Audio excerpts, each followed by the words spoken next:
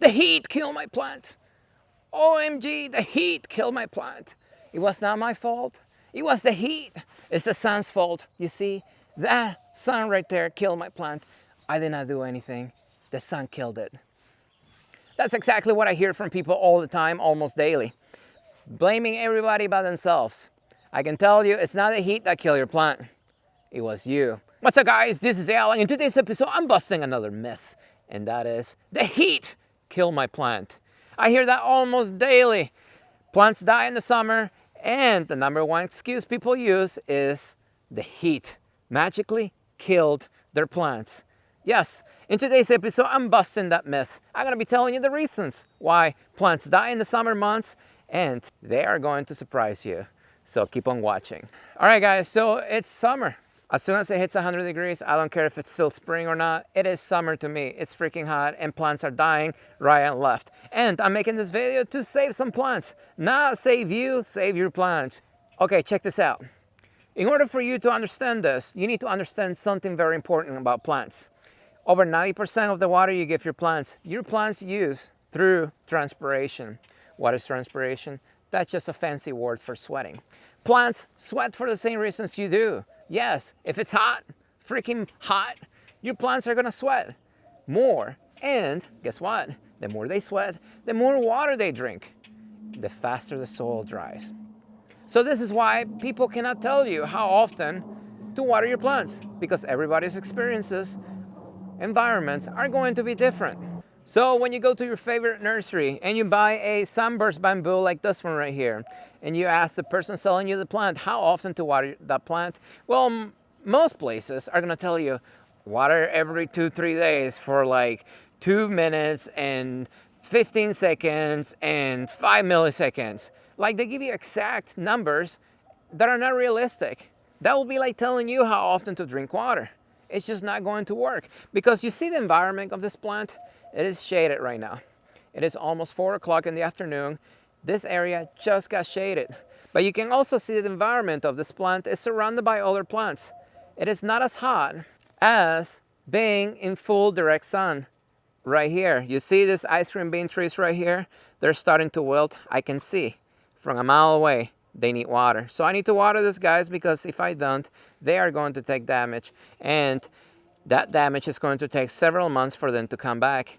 So that's going to be the main reason people kill their plants in the summer months. They don't have the right information to water their plants. You take them home, you water them one time, by the time you come back home, your plants are dead. A lot of people don't realize plants in containers, they will dry several times daily, especially little containers like this one.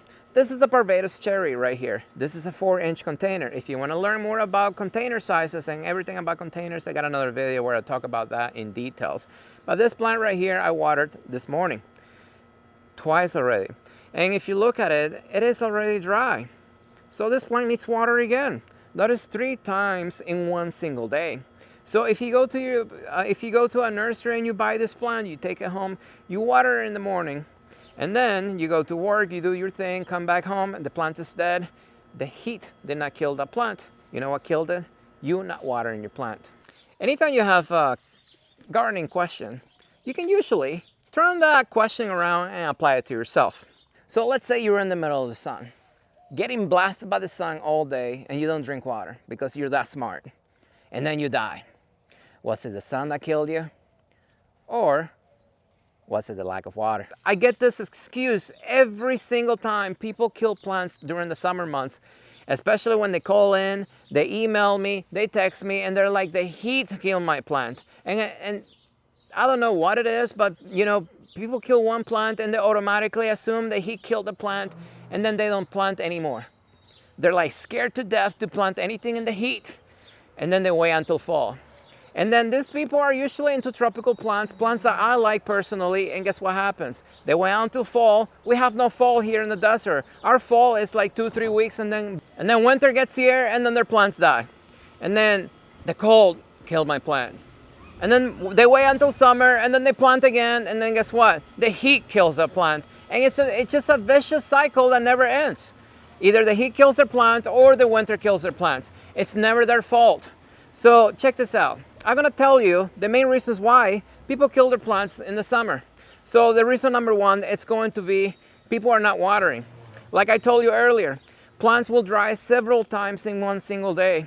So if you buy this Barbados cherry that I showed you earlier, you water one time, you come back later that day, your plant's dead because it went dry on you.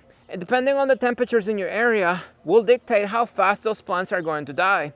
You see this environment right here? This plant's under shade cloth. So this plant, if it went dry in the sun right now, within 1 hour of going fully dry, I will lose the canopy. This canopy, if the plant is not dead, the canopy will easily take in my area about 3 months to recover, to grow new leaves and look nice again. Now, 2-3 hours in full sun, 4 hours fully dry, this plant is mostly dead. And that's how quickly your plants are going to die in the sun without water, just like you. Just imagine yourself being in the middle of the sun all day without any water. How long will you last without water? Everybody's different, so every plant is also going to be different. Some plants can hold more water than others. Those plants will last longer. Like this Chinese yellow flower right here, it gives you one of the nicest looking flowers you will see out there. But this plant right here is in the banana family, and it's an herbaceous plant, so it holds tons of water. So once this soil goes fully dry, this plant can actually go a long time without water. Compared to this loquat right here, this loquat has very shallow fibrous roots. As you can see, I have it in a tray sitting in water because there's no possible way that I can hand water this plant right now because they're drying out so many times in a single day that if I miss it just by a few hours, this plant is dead. Same with this guavas right here. These guavas have about the same type of root system as the loquats. You can see I have them sitting in water because they wilt so quickly, and if I don't catch it in time, they will die. Same thing happened to this Suriname cherry right here. You see? This is what happens when you water your plants by hand, and that's reason number two. I don't care how much you like plants. I don't care how diligent you are and how dedicated you are about watering your plants. I don't care if you work from home, you are retired, you are unemployed, and you have all the time in the world to take care of your plants. You will miss watering your plants one time, and this is what's going to happen. Is this plant dead? No, it's not, but it went dry. This happened in like 2 hours. And look, these plants are not sitting in the sun. They are sitting in the shade. And even then, they went dry because of the heat. You know, the heat almost killed this plant. No, it's the plant going dry almost killed this plant. This canopy right here, this is a Suriname cherry. It will easily take through the entire year for this plant to look nice again. As you can see, I have other Suriname cherries right here. And I was watering these plants by hand. I actually watered these plants this morning, and it's over 100 degrees today. I didn't realize it. And around 1 in the afternoon, I came back and this plant was wilted. So this one happened here just a few days ago. But that's how quickly your plants are going to die without water, especially if they have shallow fibrous roots, especially if those plants are not native to your area. So I have several videos talking about how to water your plants and all that stuff. But you know what? Just to give you a quick reminder, let me give you a few tips. When you buy a plant, don't be afraid to water your plants. It's better to keep your plants wet. Like these plants right here, you see? They are wet 24/7 right now. It is freaking hot. It is growing season. You're not gonna be able to overwater your plants. Overwatering takes months to years to kill your plants from actual overwatering issues. So keep your plants wet, especially when you first get them. Do not let them go dry if where you live is hot. Obviously, that will not apply if you're buying plants in the winter. That will not apply if you're buying plants in the fall when it's actually cooler. Because remember, plants sweat for the same reasons you do. So the cooler the environment, the less they will sweat, the longer the soil is going to take to dry out. A lot of people are so afraid to overwater their plants that they actually kill their plants from not watering enough. So that's the main reason why when people buy plants right now, one of the main things I say to them is, the only thing that will kill your plants right now is if you let them dry. That's it. If you are one of my customers, comment below. Know exactly what I'm talking about. I say this to everybody who buys plants from me. If you don't water, your plants are going to die. And usually I try not to tell people how often to water, but some people need very specific instructions in order to be successful. So I can tell you, for most plants in my area, unless you have a plant that holds water like cactus, succulents, you will most likely have to water your plants daily right now, minimum. If not, 2 to 3 times a day. It all depends on how you water your plants and what type of irrigation system you have, what type of emitters you have. So it gets complicated if you want to get into details. But my recommendation is, when you first get your plants, water your plants and check them every few hours to see how soon those root balls are drying out, and that will tell you how often to water your plant. And if in doubt, just water your plants, especially during the summer months. So container plants are going to be the #1 plants people kill in the summer, because container plants will die very quickly because they don't have that big of a root ball. And it doesn't matter how big of a plant you get, big, small, they will all die very quickly if they go dry, especially in the sun. But this will also happen to newly planted trees in the ground. People buy plants, they stick them in the ground, they water, and then the plant is dead. So this plant right here is a pitomba.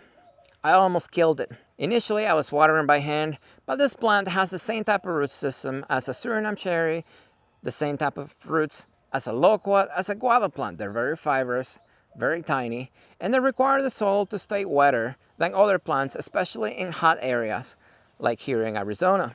So this plant right here, I made the mistake myself. And that is, you wet the entire area and you think your plant is good to go, right? You even put mulch there because, you know, that's what people tell you to do. Put mulch in there because mulch will water the plants for you. Wrong. Mulch will not water your plants. Neither will building a berm and flooding this plant for hours is going to water it.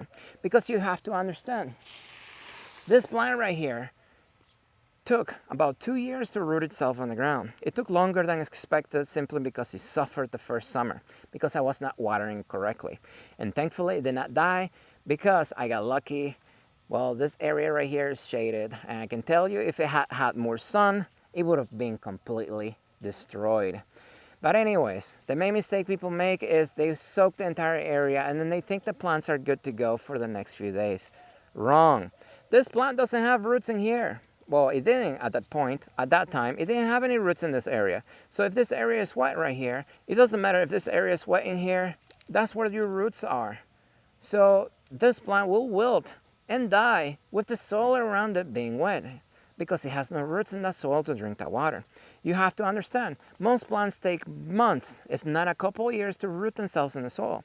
Until then, they will not benefit from your deep watering. They will not really benefit from the mulch. When you mulch the soil, you actually helping the living organisms in the soil. You're not helping your plant directly.